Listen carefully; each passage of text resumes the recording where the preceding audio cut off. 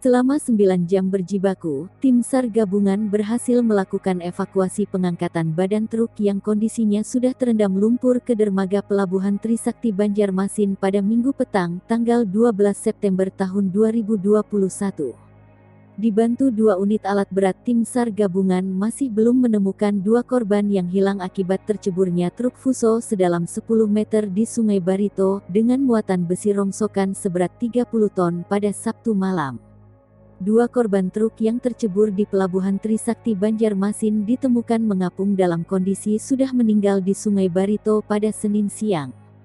Jenazah langsung dievakuasi ke kamar jenazah RSUD Ulin Banjarmasin.